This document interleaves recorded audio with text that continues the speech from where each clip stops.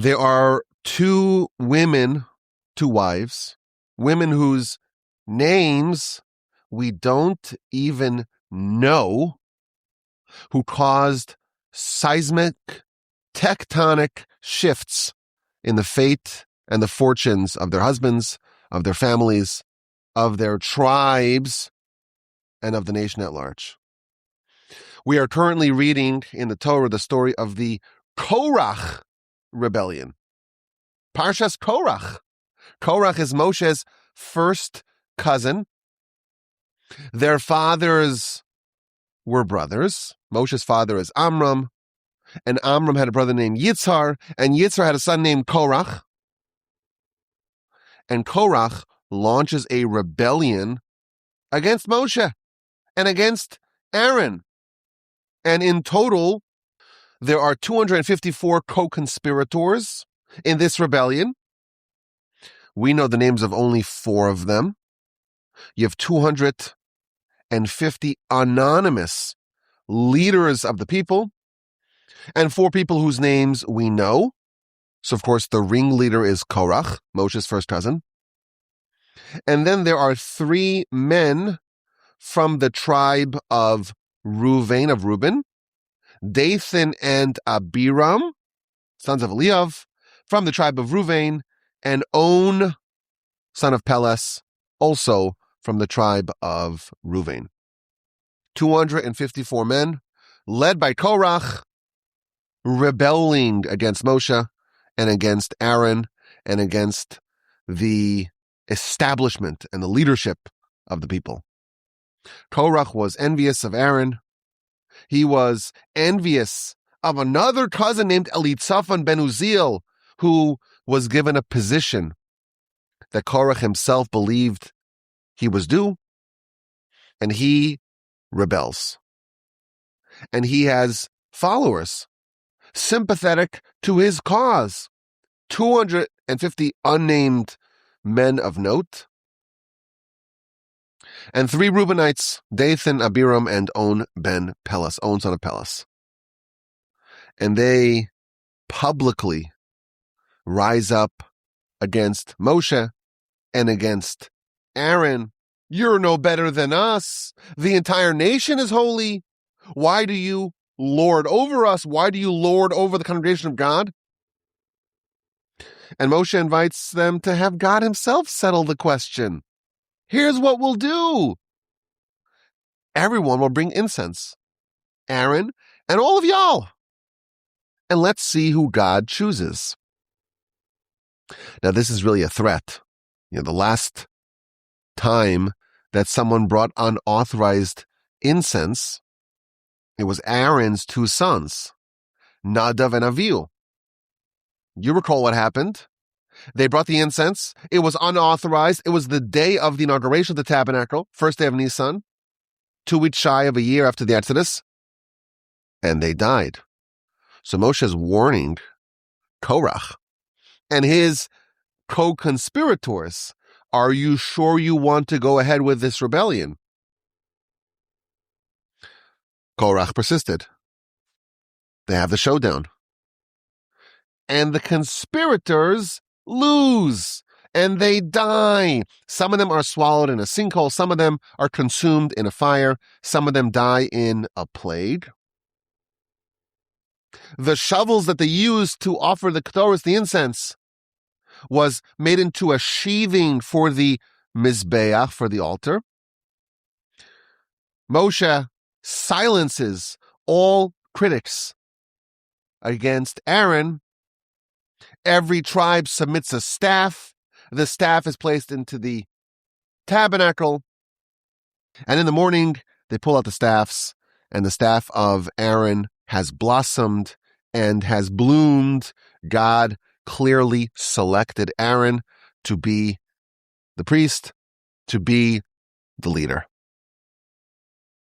But something amazing happened.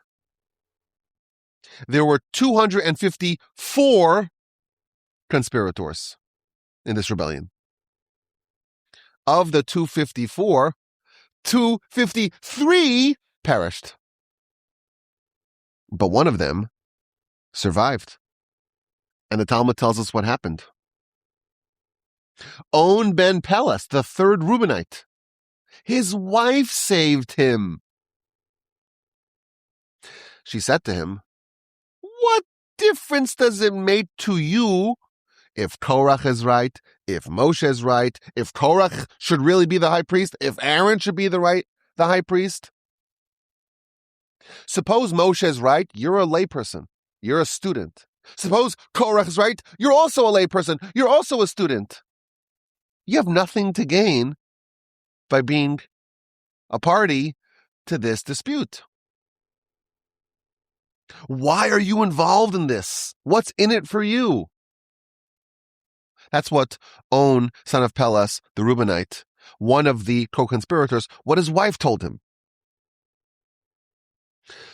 So he said, "You know what, you're right, but I pledged my allegiance to Korach and to the other co-conspirators, and I promised I'm going to join. And when we have this Ktores standoff, I'm going to be part of it. I gave my word. I can't violate my word." So his wife came up with a clever solution. Korach's tagline was Kol ha'eda kulam kadoshim. The entire congregation, everyone is holy. Everyone's holy here. There's holiness abound. I'm going to use the nation's holiness to save you. Here's what she did. She gave her husband some wine, and he had to go to sleep. And she put him in bed. He's dozing. He's sleeping. He's completely out of it. He's not violating his oath. He's just sleeping. Can't blame him. And she sits in the antechamber, in the vestibule of the tent. And everyone's holy. The whole nation is holy. She does something that holy people don't like. She uncovers her hair. By Torah law, a married woman has to have her hair covered. She's in her tent. Her hair's uncovered. It's the morning. It's time for the showdown. Where is On? Where is On? On ben Pelas, he's part of our team. Where is he? Somebody go fetch him. They walk into the tent, and they see this married woman. Her hair is uncovered. They run out. They're holy after all. And everyone who's sent to go fetch On, they escape. They run away. They're holy after all. By the time he wakes up from his stupor, the rebellion's over. The sinkhole swallowed up the conspirators. On ben Pelas, On son of Pelas, is spared. That's the wife of On ben Pelas. Says the Talmud, there was another wife. The wife of Korach. She was the instigator of his rebellion. She tells her husband, "Your cousin Moshe, he's a rascal. Look what he's doing. He makes himself the king. He makes his brother the high priest. He makes his nephews the associate priests. And they get all the benefits. Some of the tithes, the truma has to go to him. And he says, the Levites, you guys need to shave all your hair." Recall, a bit earlier in the book, Moshe is instructed by God to prepare to consecrate and purify the Levites. And part of it is that they must shave all their hair. They have to be as bald as a cucumber. So Mrs. Korach, she tells her husband, "Oh, he's just making fun of you. He wants to see you look ridiculous. No hair at all. Look what Moshe's doing to you." So Korach tells his wife, wait a minute, Moshe himself is also a Levite. So Moshe himself had to go through this process of consecration. Moshe himself had to shave off all of his hair. So maybe he's not so bad after all. You see, he himself is joining in this process. So Mrs. Korach responded, no. He really wants to cause you to suffer. But he's willing to suffer alongside you just so that you suffer. And she quotes the words of Samson. Samson says, I'll die, but at least I'll take all the Philistines with me. Thomas nafshi ima plishtim. I'll die, but at least I'll bring all of these Philistines with me. She's riling up her husband. She's goading her husband to rebel. Says the Talmud, we have two women, Mrs. On ben Pelas, Mrs. Korach ben Yitzhar. We don't even know their names. And one of them spurs her husband to rebel and causes this terrible devastation for her family. That's Mrs. Korach. And Mrs. On ben Pelas, she uses her ingenuity to save her husband. She gives him to drink. He's not violating his oath. She puts him to bed. He's sleeping. She uncovers her hair. They're holy. She saves her family. Concludes the Talmud. This is in the book of Sanhedrin, page 109b, going into 110a. There is a verse in Proverbs, Mishlei, chapter 14. The verse says, Chachmas nashim bansa beisa. The wisdom of women build the house. A woman could have wisdom that could establish, that could build the home. And that is a reference to Mrs. On ben Pelas. She embodied, she exemplified this characteristic referred to in Scripture. The wisdom of women builds her house. But the verse continues and describes a different type of woman. V'iveles biyadea teharsena. But the folly, the foolishness can destroy the house with her own hands. A woman could be like this, she could be like that. If she is like Mrs. On ben Pelas, she uses her wisdom to build her house. And if she's like Mrs. Korach, her foolishness, her folly can destroy her home. The same verse talks about two types of women. One is personified by the wife of Korach. One is personified by the wife of Mrs. On ben Pelas. Two women, two anonymous women. One of them caused her husband to perish in infamy, in ignominy. One caused her husband to become a villain of all time, to become the portrait of rebellion, to become the exemplar of rebellion, to become someone that we're told we must not be like Korach and his clan. And another anonymous woman saved her husband and saved her family. That's the story that our sages tell us. That's the backstory of the Korach rebellion. 254 join, 253 perish, one is spared due to the wisdom of his wife. Now, there's a massive problem in this story. Mrs. On ben Pelas, this righteous anonymous woman, this woman who exemplifies Chachmas Nashim, the wisdom of women, builds the home. She has a very logical argument to her husband. The calculus is crystal clear. If Moshe's the king, you're a nobody. If Aaron's the high priest, you're a nobody. If Korach's the king, you're also a nobody. If Korach's the high priest, you're also a nobody. Either way, you're a layperson.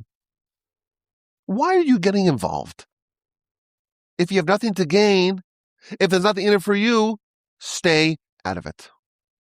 That's the logic. That's the argument that this righteous woman, whose name we don't even know, presented to her husband. And her husband says, that's very sound. That's very logical. That's very cogent. But here's the problem.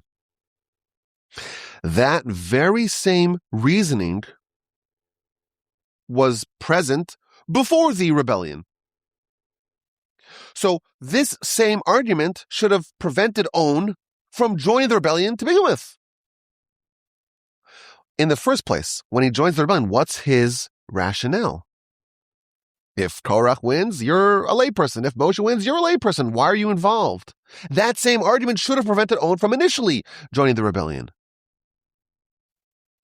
Question 1. Question 2. You have 2 other Reubenites here, Dathan and Abiram.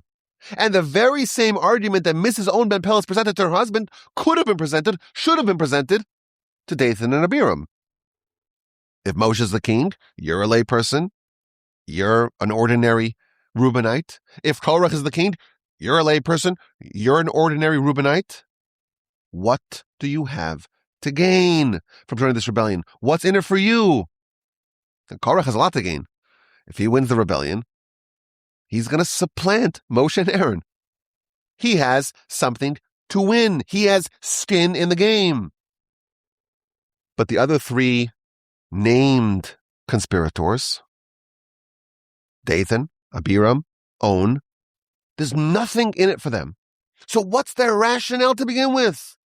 If Owen had nothing to gain by joining the rebellion, as his wife astutely pointed out, what motivated him in the first place? If Dathan and Abiram had nothing to gain by joining the rebellion, what motivated them in the first place? Why did they rebel? What was in it for them? The answer is very profound. These 3 Reubenites inherited a flaw, a character defect from their great ancestor, from the original Reubenite, Reuben himself. Reuben, eldest son of Jacob. On Jacob's deathbed, he summoned his 12 sons for blessings. Reuben's the first one. He's the oldest one, after all. And you read it, and it scarcely sounds like a blessing. Chapter 49 of Genesis. Reuben, you're my bechor, you're my firstborn, you're the first of my strength. And you were supposed to be the king, you're supposed to be the priest, you're supposed to be the firstborn. But you acted with water-like impetuosity. When you rearranged your father's beds, recall, Jacob had 4 wives. His favorite primary wife was Rachel. And Jacob he had 4 wives. It's a lot of juggling. So his primary bed was placed in the tent of Rachel. Rachel dies. Jacob establishes his primary bed in the tent of Rachel's maidservant, Bilhah. Now, Reuven was the son of Leah, which was a primary wife. So the fact that Jacob established his primary bed in the tent of Bilhah, in lieu of the tent of Leah, his mother, Reuven thought that was wrong. It's an affront to his mother. So he comes and he drags the bed out of the tent of Bilhah into the tent of Leah. And Jacob identifies this episode, the jumbling of the sleeping arrangements of Jacob, as an act of water-like impetuosity. And that's why he's not worthy of the monarchy. He's not worthy of the priesthood. And this is a blessing. You were supposed to be the king. I have good news. A blessing is coming your way. You're not going to be the king. You're supposed to be the priest. Oh, another blessing. You are not going to be the priest.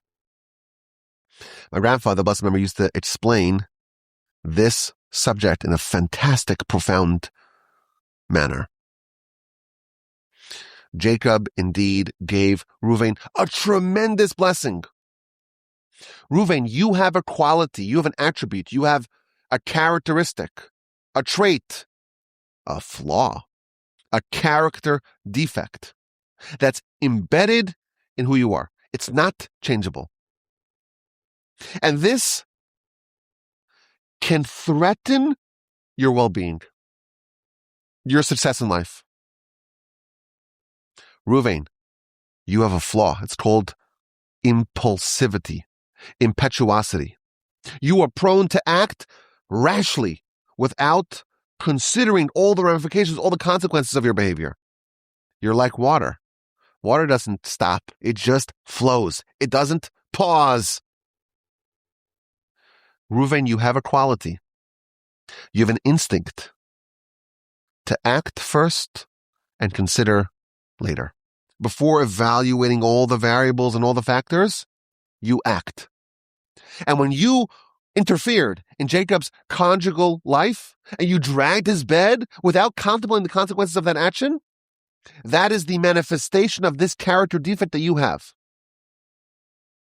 So Jacob gave him one blessing. The first blessing is an invaluable insight. You have a character flaw that you need to know about, and that is water-like impetuosity. It's the first blessing. And then Jacob gave Reuven a second blessing. I'm going to pull back the monarchy and the priesthood. Doesn't sound like a blessing. It's a demotion. My grandfather explained it's a very powerful insight, very counterintuitive. Reuven was born with this impulsivity. And this impulsivity is part of who he is. It's embedded. It's not changeable. Jacob blessed Reuven by designing his life in such a way that his impetuosity will not prove deadly. If he were to be the king, and he were to act as Reuven does, with water-like impetuosity, without considering all the variables and factors before acting, that will be a disaster. That could spell doom for the whole nation. Similarly, a priest has to be very precise. And all the services in the temple have to be done with absolute precision, without any deviation from the precise sequencing. A slight deviation, a slight variation can disqualify all the service. A rash priest is a disaster waiting to happen. So there's two blessings. Number one, to identify your quality that is unchangeable, your character defect. Number one. Number two, to position Reuven in a way that his life will be a success. And that means he will not be the king, he will not be the priest. He's blessed to be a layperson. And that's why the verse says, at the end of chapter 49 of Genesis, Jacob blessed his sons, blessed them. Each man, as per his blessing, he blessed them. There's a blessing, and there's a blessing on top of the blessing. A double blessing. The first blessing is to know your flaws, to know your defects, to know your weaknesses. And the second blessing is, as per his blessing, he blessed them. Once you know the primary flaw that you have, the second blessing is designing a life in a way that will avoid constantly butting heads with your character flaw. Reuven has a weakness. His weakness is impulsivity. He acts without thinking through all the consequences of his action. This is the attribute of Reuven. This is the attribute of Reubenites. 3 Reubenites make an appearance. Dathan, a Reubenite. Abiram, a Reubenite. On ben Pelas, a third Reubenite. They joined Korach's rebellion. And when Korach goes over to Moshe, are you better than us? The entire congregation is entirely holy. Why do you elevate yourself above everyone else? On ben Pelas, he was saved. He was saved thanks to his wife. She tells him, wait a minute, why are you joining this rebellion? If Korach wins, if he's the king, you're a layperson. If Moshe wins, if he's the king, you're also a layperson, a commoner. And this was very persuasive logic. But I already pledged to join the rebellion. Okay, we have a plan. We have a workaround. Here's some wine. Go to sleep. I'll sit here, immodestly uncovered hair, And everyone who comes in to try to fetch On, they see this woman, and they're holy after all, and they flee. And by the time it wakes up, the rebellion's over. He survived. He survived. The 253 other co-conspirators perished. And we asked the question, On, his wife, made a very good argument. What was his plan initially? What was his rationale initially? What was he thinking to begin with? If he has nothing to gain from the rebellion, why join them in the first place? If Dathan and Abiram have nothing to gain from the rebellion, why did they rebel? What was in it for them? What's the rationale of these people? And the answer is they are Reubenites, and they are manifesting the flaw of their antecedent.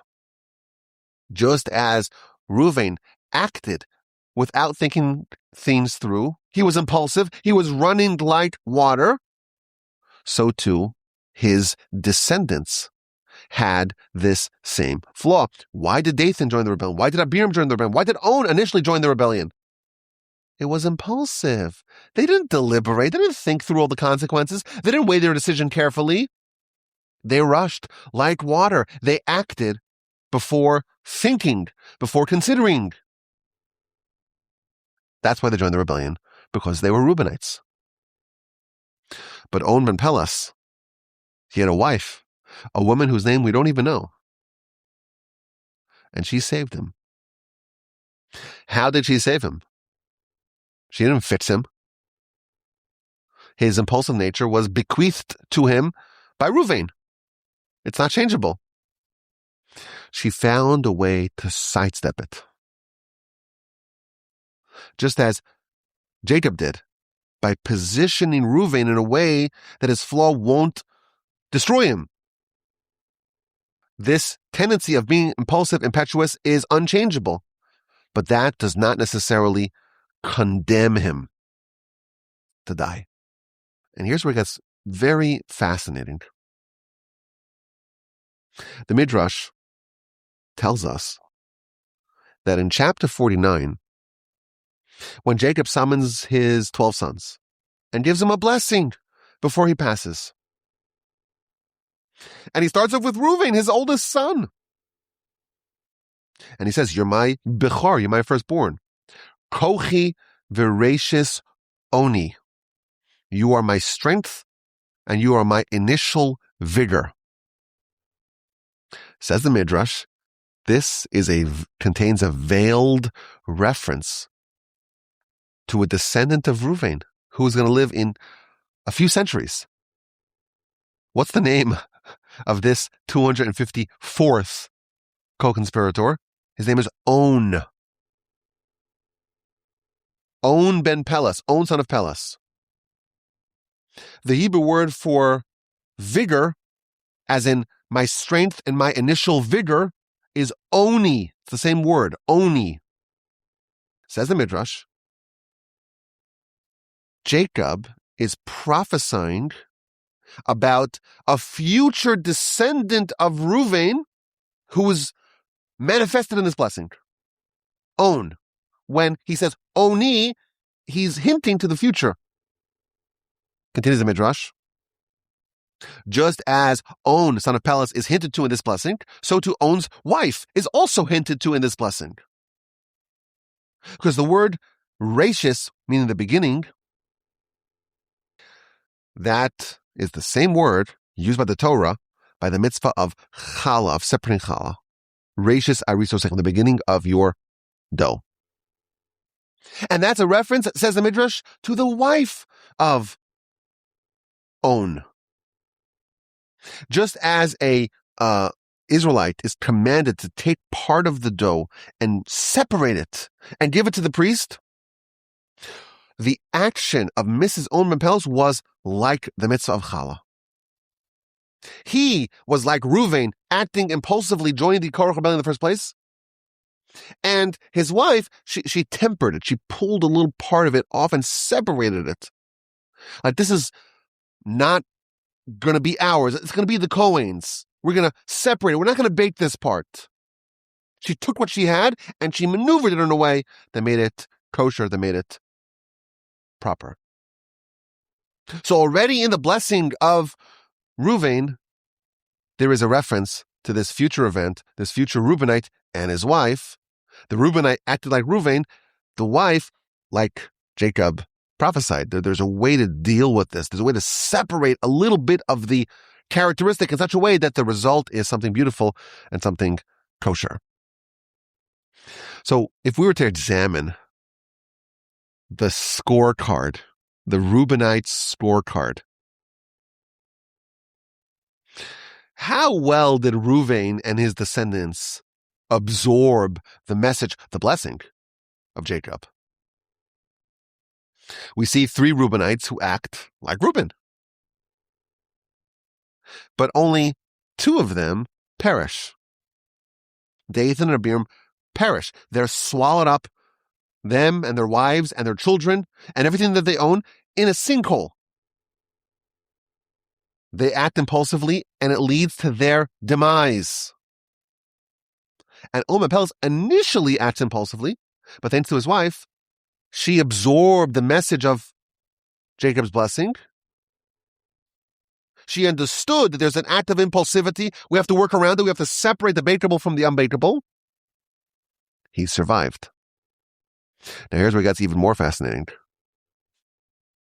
At the end of Jacob's life, he blesses his sons. At the end of Moshe's life, he blesses the tribes founded by the sons of Jacob. And our sages tell us that there is a through line, there is a continuity between Jacob's blessing and Moshe's blessing. And if you read Moshe's blessing to Reuven, you find something surprising. What does Moshe say regarding Reuben? This is chapter 33 of Devarim, all the way at the end of the Torah. Yechi Reuven, let Reuven live, ve'al yamas, and let him not die. V'hi mesab mispar, and let his descendants forever be among the number of the nation. This is a continuation, says our sages, of Jacob's blessing to Reuben. Jacob gave a blessing to Reuben. It's a double blessing. He identified for him the primary attribute, the primary character flaw that could bedevil, that would bedevil, that did bedevil Reuven. And he gave him the solution. You're impulsive, you're impetuous, you're like water, you don't think always through all the details and all the consequences and all the variables before you act. And that's why you pulled Jacob's bed arrangements. Blessing number 1, now you know that. Blessing number 2, don't be a king, don't be a priest. You'll avoid it. You'll avoid having to suffer because of these character traits. You can't change it, but it doesn't necessarily mean that you must suffer as a result. And it's a mixed bag, because we see 3 Reubenites, 2 of them failed to absorb the blessing of Jacob, and they died. And one of them survived, one of them lived. So Moshe, at the end of the Torah, he's saying, let Reuven live and let him not die, meaning let us focus on the fact that some of the Reubenites lived, they absorbed the lesson from the blessing of Jacob, some of them died, but we're choosing, let Reuven live and not die. Be like On ben Peles, who lived by fulfilling Jacob's blessings, and not like Dathan and Abiram, who died by violating it, by allowing their impetuosity to swallow them up. And then the descendants of Reuven will be among the number of the nations. I think there's a few very powerful takeaways from this story. Maybe the first idea is that there's something really wonderful to know about a certain character defect that you have. We are all born with certain defects. The Gaon of Vilna used to say that there are 3 types of character defects. Some of them are easily changeable. You pay attention to it, You practice it a few times and you adopt a good habit and you shed a bad habit. Some of them are changeable, but you have to put in a lot of effort. It may take years, but category 2 flaws are changeable. There's a third category of flaws, and those are the unchangeable ones. It's hardwired to who you are. And if you can't change it, you have to learn to live with it. Reuven had a flaw that was unchangeable, impetuosity. He was impetuous. His 3 descendants were also impetuous. But you have to learn to live with it. You have to be aware of it, and that's a blessing in its own right.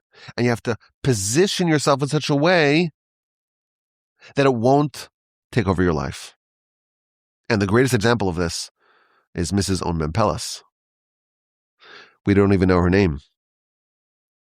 And not only did this righteous, anonymous woman save her husband and her family,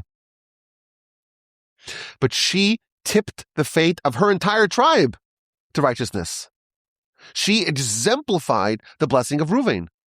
And at the end of the whole Torah, when Moshe is dispensing the blessings, he's referencing Mrs. Onmempelas. And thanks to her, we have an example of how a Reubenite can deal with the Reubenite flaw. Let Reuven live. Be like On and his wife, and not die and not be like Dathan and Abiram. And this woman, we don't even know her name. She remained behind the scenes. She remained anonymous. That's another lesson, the power of a righteous woman. The Midrash tells us that there was a story of a pious man who was married to a pious woman. But unfortunately, they were infertile. They had no children. And they said to each other, listen, for whatever reason, we cannot have children together. And we know that the Almighty wants us to have children. So they agreed to get divorced. Maybe you'll marry someone else and I'll marry someone else. And maybe, who knows what will happen then. Maybe we'll have children able to fulfill the will of God. So they got divorced. And this man married another woman. But she wasn't pious. She was wicked. And at the end of that marriage, he became wicked like her. The original pious man became wicked like his second wife. Whereas this pious woman, she also married a second time, and she married a wicked man. And the end result of that is that she made him into a righteous and pious person. Concludes the Midrash. Who determines the piety, the righteousness, the spiritual standing of a couple, a family, a home? It's all determined by the woman. And we see again 2 examples, 2 anonymous women. And one of them directed her husband to a terrible place. Mrs. Korach, she tells her husband, oh, he's grabbing everything for himself. He makes himself the king, and his brother is the high priest, and his nephews, well, they're the associate priest, and he takes you and he shaves you off, makes you look like a cucumber. But he does it himself. He just does it because he's willing to suffer as long as you suffer. She goads him, and he rebels. It's a disaster. She destroys her family. Her folly completely dismantles this home. And we see another woman. A woman, again, whose name we don't know. But she spared her husband. And in fact, she spared the entire tribe. That's the power of the woman. May we all be so fortunate as to find good women in our lives. And if you're a woman, you have to realize the power that you have. And we hope that our sons find good women to marry and to build beautiful lives together. That's what I say to say. Hakol min ha'isha. Everything is determined. The state of the family is determined by the woman. I appreciate you listening to this lesson, a powerful lesson, a profound lesson, an insightful lesson from our parsha and from the heroism of this anonymous woman, the wife of Onmempelas, Mrs. Onmempelas, prophesied by Jacob in his blessing. Own is a Reuben idol right, but there's a workaround. There's the act of separating what can be baked, what can be enjoyed, from what cannot. There's a way to sidestep the flaw that you cannot fix, you cannot ameliorate. It's a profound lesson for us as well. I look forward to your questions and comments and your feedback. And of course, my email address is rabbiwolbe@gmail.com.